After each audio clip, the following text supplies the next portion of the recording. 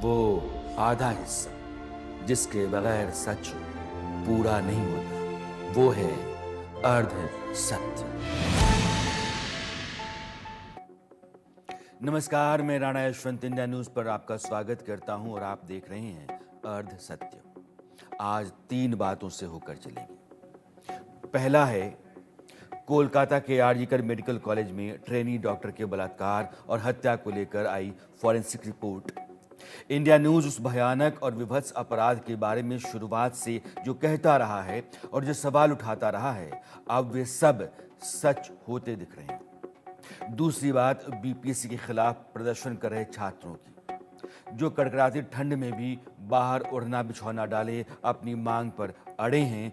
और तीसरी बात करेंगे पतंजलि की, जिसके खिलाफ डाबर ने मुकदमा दर्ज किया है। बारी बारी से अब आगे बढ़ते हैं। पहले कोलकाता आरजीकर मेडिकल कॉलेज की घटना आपको याद होगी। हॉस्पिटल में ट्रेनी डॉक्टर का बलात्कार और विभत्स तरीके से उसकी हत्या। उस केस में सेंट्रल फॉरेंसिक साइंस लेबोरेटरी, जिसको हम सीएफएसएल कहते हैं, उसकी रिपोर्ट आई है। इस रिपोर्ट में बड़े खुलासे हुए हैं और इससे हम बिल्कुल हैरत में नहीं हैं, बल्कि हमें यकीन था कि रिपोर्ट ऐसी ही आएगी। रिपोर्ट के मुताबिक जिस सेमिनार रूम में ट्रेनी डॉक्टर का बलात्कार हुआ और हत्या की गई या हत्या की जाने की बात कही जाती रही है, उसमें ऐसा कोई सबूत नहीं मिला जिससे यह साबित हो सके कि अपराध वहीं किया गया। यानी कि सीन ऑफ क्राइम वह जगह नहीं है जो कही जाती रही है। 12 पन्नों की रिपोर्ट के आखिरी पेज पर, और वह भी आखिरी लाइनों में, क्या लिखा जानते हैं? जिस जगह ट्रेनी डॉक्टर का शव मिला था वहां संघर्ष का कोई सबूत नहीं मिला।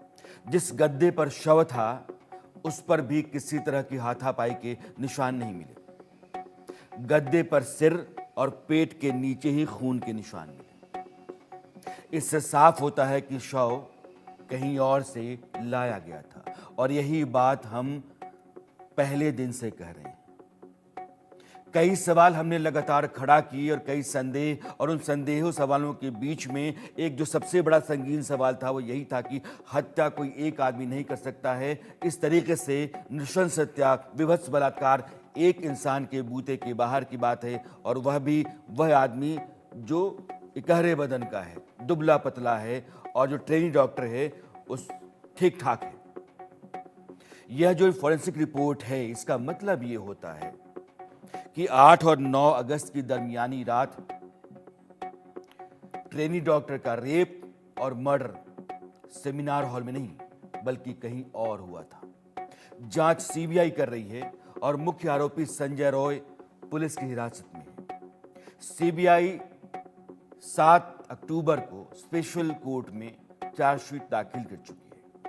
संजय रॉय कई बार जब जब वो कोर्ट में पेश होने के लिए आता रहा है, मीडिया के सामने चिल्ला चिल्ला करके यह कहता रहा है कि उसे फंसाया जा रहा है, असली लोगों को बचाया जा रहा है। जो उसकी चिल्लाहटें रही हैं, जो जोर शोर से वो लगातार कोर्ट के परिसर में कहता रहा है, आप सुनिए उसको, फिर उस असलियत की पड़ताल पर निकलेंगे जिसने कभी इस देश को दहलाया था। जो संजय रॉय का पूरा बयान था वो मैं आपको सुनाऊंगा, लेकिन उस बयान से पहले कुछ लोग हैं हमारे साथ, उन लोगों को जोड़ेंगे और जूनियर डॉक्टर्स जो कह रहे हैं, पहले उनका बयान है, उनकी बात आपके सामने रखता हूं। अभी सीएफएसएल का रिपोर्ट में भी बोला जा रहा है कि जिस जगह में ये घटना घटा है उस जगह में पॉसिबल नहीं है कि कोई अनऑथराइज्डली अंदर पहुंचने के बाद इस तरीके का घटना घटा है।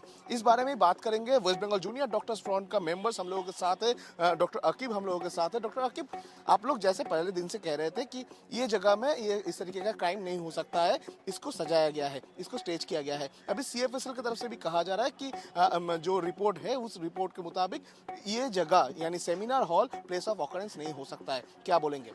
देखिए, सबसे पहले हम लोग ये बात बताना चाहते हैं कि चूंकि हम लोग हॉस्पिटल प्रेमिसेस में काम करते हैं और 24 घंटे काम करते हैं, तो हम लोग को एक फेयर आइडिया है कि कब किसको क्या पता रहता है कि हॉस्पिटल में कैसे जाना है आना है, ये एक सिंगल आदमी के लिए अननोटिस्ड पॉसिबल नहीं है, क्योंकि एक हॉस्पिटल सबसे पहली बात इमरजेंसी 24 आवर फंक्शनल है, यानी 24 आवर वहाँ पे कोई ना कोई मौजूद रहेगा, हर किसी का ड्यूटी रहेगा, ऑन ड्यूटी डॉक्टर्स रहेंगे, पेशेंट आते रहेंगे।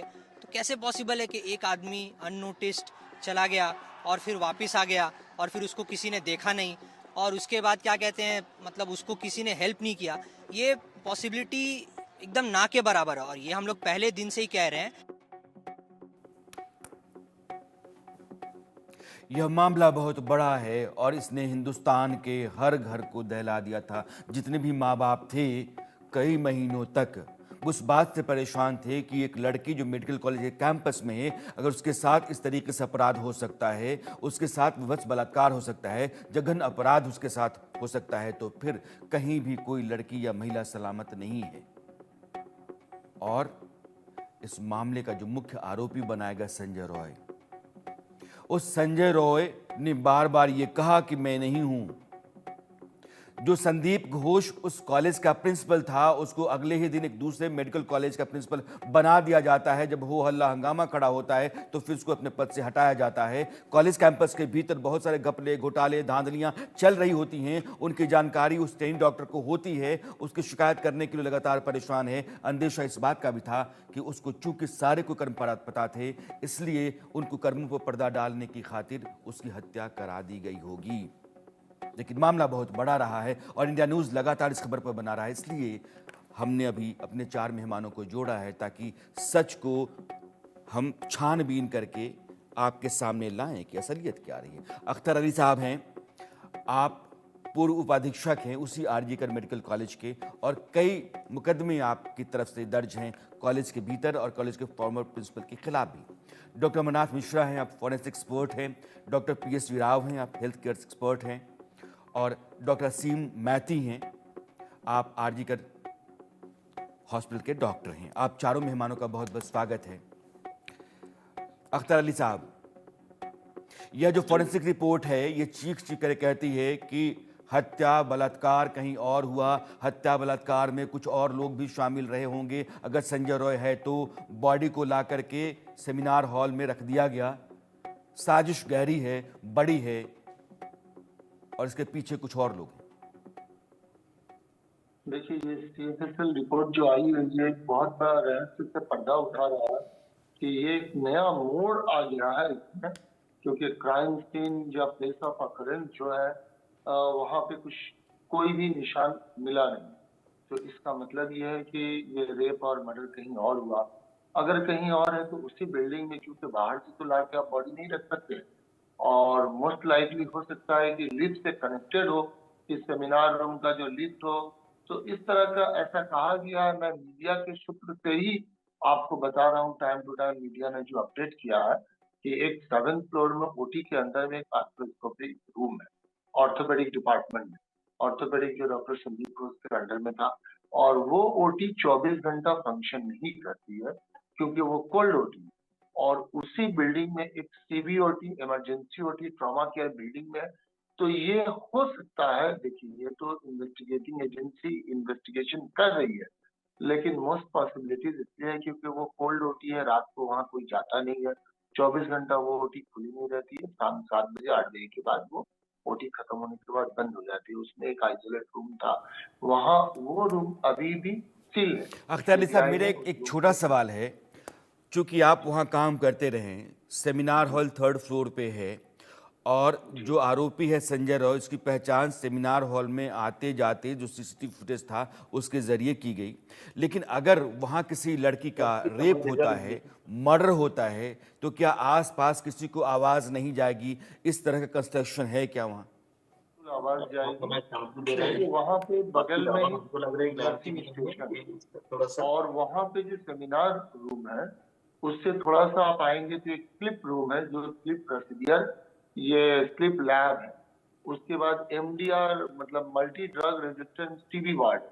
तो ऐसा नहीं है, ये बहुत इम्पॉसिबल होगा कहना कि कोई किसी को आहट नहीं मिलेगा। और फिर नर्सिंग स्टेशन में डॉक्टर और नर्सेज वहाँ 24 घंटा रहते, क्योंकि वो बहुत बिजी वार्ड है। उसमें रेस्पिरेटरी केयर यूनिट है, रात भर पेशेंट रुकते रहते हैं। ये आप रेस्पिरेटरी डिस्ट्रेस पेशेंट वगैरह, तो ये काफी पेशेंट यानी कि आवाजाही रहती है, आवाज कोई भी होगी तो वहां आ सकती है। नंबर एक कि जहां भी यह अपराध के होने की बात कही जाती रही है, वहां चीख चिल्लाने के बाद से आवाज आसपास के लोगों को जाएगी, नहीं गई, किसी ने सुना ही नहीं, सन्नाटा था, ऐसा नहीं है। अब फणिंद्र जी, देखिए, बीएन ऐसा नहीं साहब है, भी जुड़ लेकिन गए हैं। सर, मैं आता हूं आपके शुरू पास। से ये आपको आप एविडेंस फॉरेंसिक लेबोरेटरी मैंगलोर से हैं। सर, ये फॉरेंसिक रिपोर्ट्स जो होती हैं, बहुत हद तक क्राइम को असर्टेन करने में, तय करने में कि कैसा अपराध रहा होगा, बहुत बड़ी भूमिका निभाती हैं। बहुत दिनों के बाद ये रिपोर्ट आती है, कहती है कि जहां उस डॉक्टर की बॉडी थी, वहां पर कोई स्ट्रगल नहीं हुआ। मरने या मारने के लिए जो जद्दोजहद होती है, इस तरह कोई निशान नहीं है। जो डेड बॉडी है, जिस मैट पे या मैट्रेस के ऊपर है, सर से जहां खून निकल रहा है दाग वहीं है, पेट से जहां खून निकल रहा है दाग उसके नीचे ही है, यानी कि बॉडी वहां रखी गई। Forensic report murder scene of crime को तय करने में और क्राइम किस तरीके से किया गया होगा, इसमें क्या क्या बता सकती है? Sir ji, first of all that's a very important point. आपने जो अभी पॉइंट निकाले हैं ना, वो तो बहुत सही पॉइंट है। बिकॉज सीएफएसएल का जो अभी रिपोर्ट आया हुआ है, we have to understand this is a crime scene investigation report. CFSL report में ना अलग अलग डिपार्टमेंट से अलग अलग रिपोर्ट आने वाला बाकी है। बिकॉज आपने जो अभी देख रहे हैं ना, उसमें ये दिखाया है कि सीन ऑफ अकरेंस वो क्या हो सकता है, या जो बॉडी मिला हुआ है वही सीन ऑफ क्राइम हुआ है कि नहीं, उस पर सस्पिशियसनेस वो अभी उठाए हैं। लेकिन फोरेंसिक रिपोर्ट जो होता है वो दो तरीके का होता है। एक होता है आइडेंटिफिकेशन, मतलब किसी चीज को वो कंफर्मेशन दे रहे हैं, और दूसरा है एलिमिनेशन। ये पॉइंट जो आपने अभी उठाया है ना, this is more of elimination. Because as per the forensic report अभी जो बोल रहे हैं ना, this is not the place of occurrence, मतलब सस्पिशियसनेस अभी वो उठाए हैं। इट ऑल्सो सेज वो एलिमिनेशन पॉसिबिलिटी है कि इधर शायद ये जो इंसिडेंस हुआ है इधर हुआ नहीं, on the basis of available materials on the record. लेकिन अभी फोरेंसिक रिपोर्ट से क्या क्या रिपोर्ट आना बाकी है, आप थोड़ा वो वही रिपोर्ट आप चेक कर लीजिए। उसमें हेयर सैंपल का रिपोर्ट अभी बाकी है। जो ब्लड स्टेन्स मिला है करके वो रिपोर्ट किए हैं, लेकिन वो ब्लड स्टेन्स किसका है वो दूसरा क्वेश्चन है, शायद उसका भी रिपोर्ट पेंडिंग है। ओके, अलग अलग जगहों में अगर स्ट्रगल हुआ होता तो ब्लड स्टेन्स होना चाहिए, लेकिन है नहीं। साहब, बहुत सवाल हैं और हैरत की बात यह है कि मेडिकल कॉलेज के भीतर एक डॉक्टर का मर्डर होता है, रेप होता है। फॉरेंसिक एक्सपर्ट्स कहते हैं, जैसे उन्होंने कहा कि हम कंफर्मेशन एलिमिनेशन यह दोनों साथ साथ करते हैं, यानी कि हाँ मर्डर हुआ नहीं हुआ, एलिमिनेट किया, यानी कि मर्डर कहीं और हुआ। तो अब मर्डर कहीं और हुआ है, जाहिर है उस बॉडी को वहां लाया गया। बॉडी लाने के लिए कोई एक आदमी डेड बॉडी लेकर के तो नहीं आ सकता है, और जहां लोगों की आवाजाही रहती है मेडिकल कॉलेज के भीतर, उस जगह पर यह एक बड़ी और गहरी साजिश के तहत ही हो सकता है, ऐसे तो नहीं हो सकता है। इसलिए आजकल मेडिकल कॉलेज में ट्रेनी डॉक्टर का रेप और मर्डर, यह दोनों पश्चिम बंगाल के भीतर एक छोटा सवाल नहीं है, बहुत बड़ा संगीन सवाल है, और इसके पीछे एक गहरी साजिश है और कई लोगों के शामिल होने का अंदेशा है। इसलिए पहले ये बयान सुनिए और मैं दूसरा सवाल करता हूं।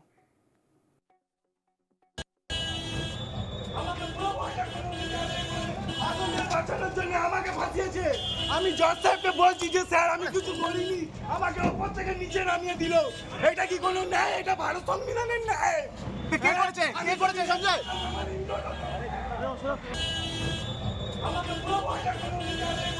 আগুনকে বাঁচানোর জন্য আমাকে ফাঁসিয়েছে। আমি জজ সাহেবকে বলছি যে স্যার আমি কিছু করিনি, আমাকে ওপর থেকে নিচে নামিয়ে দিল। এটা কি কোনো ন্যায়? এটা ভারত সংবিধানের ন্যায়? কে করেছে? কে করেছে সঞ্জয়?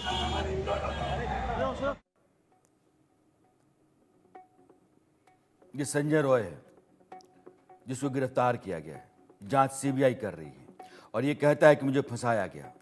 उस रात, जिस रात आरजीकर मेडिकल कॉलेज में ट्रेनिंग डॉक्टर की हत्या और बलात्कार हुआ था, ये नशे में था। ये मेडिकल कॉलेज से बाहर एक रेड लाइट एरिया में गया हुआ था। जो रिपोर्ट पहले से आई, जांच रिपोर्ट, उसमें कहा गया, और फिर कैंपस के भीतर भी आया। लेकिन यही गुनाहगार है, यह नहीं हो सकता है। मैं आगे अपने मेहमानों से सवाल करूं। कुछ इंडिया न्यूज़ के सवाल हैं, मैं इसलिए सवाल आपको सामने रखना चाहता हूं ताकि यह पूरी जो घटना है या पूरा मामला है आपके सामने फिर से याद दिला पाऊं कि उसमें हुआ क्या था। ये दहलाने वाला मामला रहा है, ये रोंगटे खड़े करने वाला मामला है, देश के हर परिवार, हर माँ बाप की नींद हराम करने वाला मामला रहा है। इसलिए हम लगातार इस पर बने रहे। जो सवाल हमारे उस दिन के थे आज आपके सामने रखता हूं ताकि जैसे जैसे हम आगे बढ़ रहे हैं और अपने मेहमानों से सवाल कर रहे हैं, आपको अंदाजा होगा कि यह सारे संदेह, यह सारे सवाल हम पहले से लेकर के चल रहे हैं और उधर ही जांच जारी है। कम से कम फॉरेंसिक रिपोर्ट यही कह रही है। मेरा सवाल क्या था उस समय कि एक आदमी ऐसी नृशंस हत्या और बलात्कार कैसे कर सकता है। नृशंस हत्या का मतलब यह है कि नाक तोड़ दी गई, जो चश्मा था उसको इतनी जोर से मारा गया कि आंख के भीतर उसकी किरचें धंस गईं, उसके चेहरे पर, हाथ पर, पैरों पर, जिस्म पर बेहिसाब चोट के निशान थे। यानी कि बर्बरता से किसी लड़की को मारा गया हो, एक आदमी मारेगा। बलात्कार विभत्स तरीके से किया गया। इसलिए हमने कहा कि एक आदमी कैसे कर सकता है। इतने विभत्स अपराध के समय किसी को आवाज नहीं गई। अभी अख्तर अली साहब कह रहे थे कि वहाँ कई वार्ड्स हैं, लोगों का आना जाना बना रहता है, और जब आप किसी के साथ इस तरह का अपराध करते हैं तो वो चीखेगा, चिल्लाएगा, आवाज जाएगी, लेकिन नहीं गई। किसी आदमी ने सुना ही नहीं, किसी ने देखा नहीं। सुबह 6 बजे रिपोर्ट की जाती है, पुलिस 7 बजे सुबह आती है और पुलिस 10 बजे के आसपास माँ बाप को फोन करती है। अब पुलिस ने शव जलाने में जल्दबाजी क्यों की? जब शव को ले गया गया तो उससे पहले 3 और शव पड़े हुए थे, उनको नहीं जला करके पहले उस ट्रेनी डॉक्टर के शव को जलाया गया।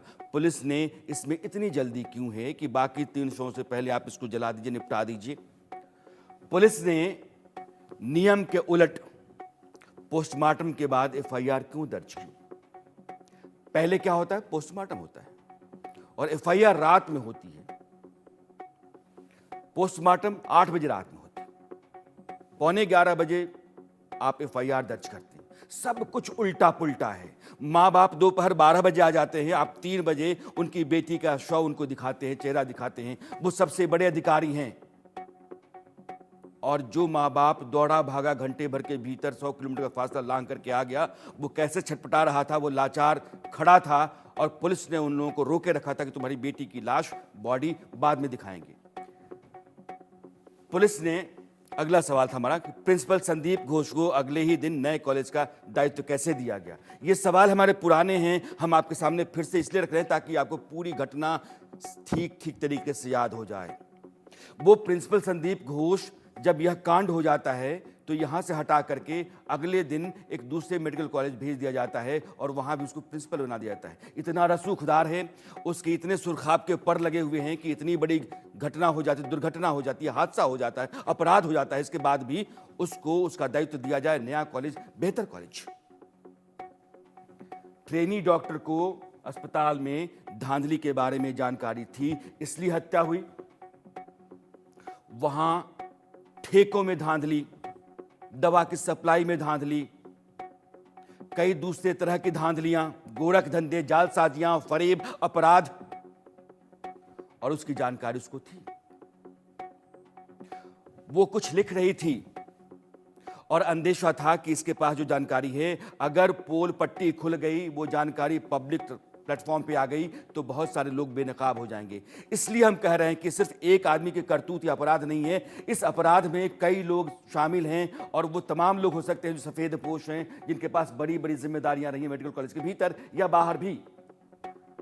पुलिस, दलाल, प्रिंसिपल, कॉलेज के दूसरे लोग जिनको लाखों करोड़ों के फायदे हो रहे थे। ये सवाल है और बड़ा है, और जब तक गुनाहगार का पीछा करता है और कानून उसको सजा नहीं दिलाता है, तब तक ऐसे सवाल खड़ा होते रहते हैं, क्योंकि इन्हीं सवालों के दायरे में सच टटोला जाता है। डॉक्टर अमरनाथ मिश्रा हैं, आप फॉरेंसिक एक्सपर्ट हैं, हमारे जो मेहमान हैं आप जुड़े हुए हैं। डॉक्टर मिश्रा, जी इस पूरे मामले को शायद आप भी बहुत पहले से जानते रहे हैं। डॉक्टरों को लेकर के वहाँ एक लंबी लड़ाई वहाँ के जूनियर डॉक्टर्स भी लड़ते रहे हैं, सरकार से उनका आमना सामना होता रहा है। लेकिन ये जो अपराध है, इस अपराध में बतौर फॉरेंसिक एक्सपर्ट आप क्या क्या मानते हैं जो अगर सामने आ जाए तो सच 100% बेपर्दा हो जाएगा? देखिए, जो केस है सभी लोग समझ रहे हैं उस चीज़ को कि यदि इन्वेस्टिगेशन पार्ट से हम बोलते हैं कि केस में क्या क्या स्टेप पे मिस्टेक्स हुआ, तो उसके बेसिस पे हम देखें तो यहाँ जो है चीज़ें प्री प्लान्ड या उस हिसाब से हुआ, क्योंकि यदि उस एरिया में हुआ है तो अगल बगल के रूम में जो भी लोग थे वो सुनते और उस पे जो है रिएक्शन होता है। प्रॉब्लम ये है कि जिस तरह से रिपोर्ट आई है सीएफएसएल की, उसे कंफर्म हो रहा है कि जहाँ पे डेड बॉडी मिली है वहाँ पे क्राइम नहीं हुआ है, वहाँ पे मतलब असॉल्ट के केस नहीं हुए हैं। एक्चुअल जो ऑकरेंस सीन ऑफ क्राइम था वो कुछ और है। तो वहाँ पे जो सीएसआई टीम ने इन्वेस्टिगेशन किया, जो इंजरीज मिली है, जो वायलेंट इंजरीज बॉडी पे है, उससे बेसिस पे हो रहा है कि वहाँ इंजरी है, ब्लड है। लेकिन अभी जो और फिजिकल एविडेंसेस हैं, जो प्राइमरी सीन ऑफ क्राइम है, क्योंकि जब सीएसआई एडवांस लेवल की इन्वेस्टिगेशन हुई है तो जरूर पकड़ में आया होगा कि कहाँ कहाँ जो है फिजिकल एविडेंस है, उसको एनालाइज करेंगे और एक्चुअल सीन ऑफ क्राइम को देख के वहाँ के एविडेंसेस को एनालाइज करेंगे।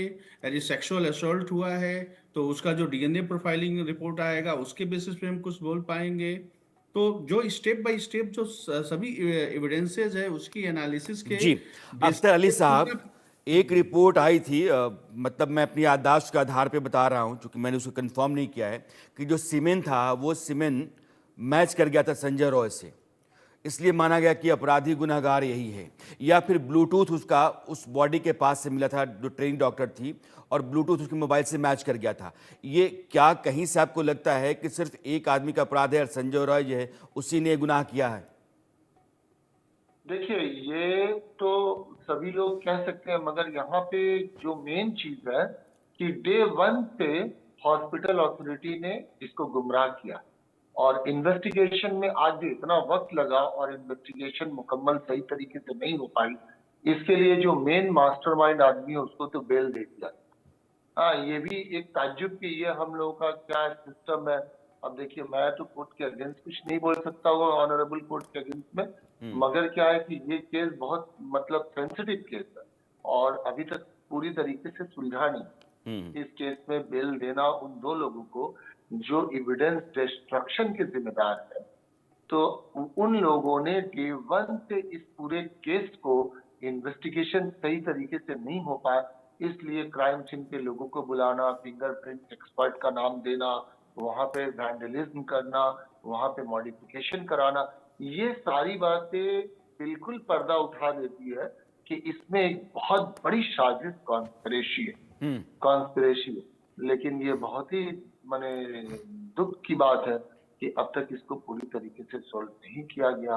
पूरे जनता, यहाँ के हम तमाम हिंदुस्तान के लोग, भारतवासी, हम लोग चाहते हैं कि इस प्रॉब्लम को जल्दी से जल्द सॉल्व किया जाए। संजय राय को तो डॉक्टर पीएस वी राव पहले ही कर लिया गया था, लेकिन उसके बाद और कोई अरेस्ट इस केस में नहीं हुआ। जी जी, मैंने मुझे बहुत ही अनफॉर्चुनेटली कहना डॉक्टर पड़ रहा पीएस वी राव, है। ये जो पूरा मामला है, जैसा भी डॉक्टर अख्तर अली कह रहे हैं कि ये अनफॉर्चुनेट है कि इसमें पूरी जांच को गुमराह किया गया। जिस आदमी को अंदर होना चाहिए, Sandeep Ghosh, principal former college का, वो आज की तारीख में जमानत पर बाहर है। जो आदमी अंदर है वो चीख चीख के कोर्ट कैंपस में कहता है कि हमने गुनाह किया ही नहीं है, हमको फंसाया जा रहा है। इस पूरे मामले को बतौर डॉक्टर आप कैसे देखते रहे हैं और आपकी निजी राय क्या है? देखिए, मेरी निजी राय ये है, और मुझे लगता है कि सब डॉक्टर्स जो वहाँ पे काम करते हैं उनकी भी यही राय लगता है कि ये एक तो इसका, देखिए, कोई भी मर्डर या क्राइम होता है तो फोरेंसिक वाले हो या डिटेक्टिव्स हो, वो क्या किस चीज़ को तलाशते हैं कि इसको करने का कारण क्या है। ये सबसे इम्पोर्टेंट पॉइंट होता है कि किसी को कोई मोटिव, जिसको अंग्रेजी में हम कहते हैं मोटिव ऑफ द क्राइम, ये सबसे इम्पोर्टेंट चीज है।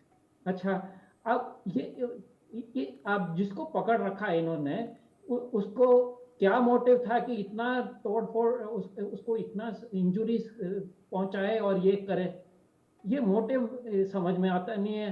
अब ये जो डॉक्टर्स वहां पे हैं कलकत्ता में, मैं तो बैंगलोर में बैठा हूँ, पर जो डॉक्टर्स वहां पे हैं, जो इन्होंने हमारे डॉक्टर ग्रुप्स में इंफॉर्मेशन स्प्रेड मीन प्रोवाइड किया है, उसमें एक तो जो लोकेशन है वो तो पहले ही ऐसे लग रहा था कि यहाँ इस लोकेशन में अगर वो क्राइम होता तो वहाँ के वो बगल में जो वार्ड्स हैं जहाँ नर्सेस हैं, पेशेंट्स हैं, कोई तो जो आवाज और सुनता, तो ये तो पहले से ही डाउट में था कि यहाँ पे क्राइम नहीं हुआ है। दूसरी बात, अब जिसको पकड़ा गया है उसका क्या मोटिव है, इतना सब बहुत बहुत जरूरी पॉइंट पकड़ा है डॉक्टर राव ने। डॉक्टर राव करें। एक मिनट, तीसरी बात जो है, ये दूसरे दिन एक मॉब आकर, जहां डॉक्टर्स कह रहे थे कि ड्रग्स और दूसरे चीजों की सब गड़बड़ चल रहा था, इलीगल एक्टिविटीज चल रही थी, उस कमरे को और उस एरिया को उन्होंने डिस्ट्रॉय किया। और ये भी नहीं पता लगाया गया कि ऐसा कौन सी जगह है वहां पे जहां से किसी को आवाज ना सुनाई पड़े और जहां ये क्राइम होकर इस मैट्रेस के ऊपर इसको लाके वहां पे रखा गया जी, जिससे कि खून के दाग सिर्फ उस मैट्रेस में है, आर पार ना कि और कहीं है। बिल्कुल सही कह रहे हैं आप। डॉक्टर राव कह रहे हैं कि मोटिव, क्राइम में जो सबसे इंपॉर्टेंट पॉइंट होता है मोटिव। किसी आदमी ने किसी को मारा है तो उसका कारण क्या रहा होगा, और संजय रॉय के मोटिव का कोई अंदाजा आप नहीं लगा सकते हैं कि इतनी नफरत के साथ, इतनी बेरहमी से किसी आदमी की हत्या कोई कर दे और बलात्कार करे, उसके पीछे उसके भीतर कोई आग होनी चाहिए, ऐसा दिखता नहीं है। उसको किसी ने सुपारी दे दी होगी, ऐसा लगता नहीं है। फिर खेल कुछ और है। और फॉरेंसिक रिपोर्ट कहती है कि अगर बॉडी बाहर से लाई गई, इसका मतलब कि बलात्कार भी कुछ और लोगों ने किया, हत्या भी कुछ और लोगों ने की, और बॉडी को सेमिनार हॉल तक कुछ लोग ले करके ही आए होंगे, क्योंकि वहाँ अगर वो हत्या होती, बलात्कार होता, तो कोई ना कोई सुन रहा होता, और कोई निशान नहीं है उस जगह पर उस अपराध के होने के। इसलिए हम जो लगातार कहते रहे हैं कि आरजीकर मेडिकल कॉलेज में जो बलात्कार हत्या का मामला है वो एक गहरी और बड़ी साजिश है। उसके पीछे बहुत सारे लोग हैं, और यह सिर्फ वही नहीं है जो दिख रहा है। जो दिख रहा है शायद कुछ नहीं है, वो सच नहीं है। जो सच है अभी तक दिखा नहीं है, इसलिए इसकी पड़ताल जारी रहना चाहिए, और इस पर हमारी लगातार नज़र है। जैसे फॉरेंसिक रिपोर्ट आई वैसे ही हम आपके सामने आए हैं, क्योंकि ये खबर छोड़ी नहीं जा सकती है। इसका पीछा लगातार हम करते रहेंगे तब तक जब तक गुनाहगार सलाखों के पीछे चला नहीं जाता है। अब बात दूसरी, कोलकाता से चलते हैं पटना। पटना में गर्दनी बाग में हजारों की तादाद में छात्र धरने पर बैठे हुए हैं। पिछले 6 दिनों से बिहार पब्लिक सर्विस कमीशन, जिसको हम बीपीएससी कहते हैं, उसके खिलाफ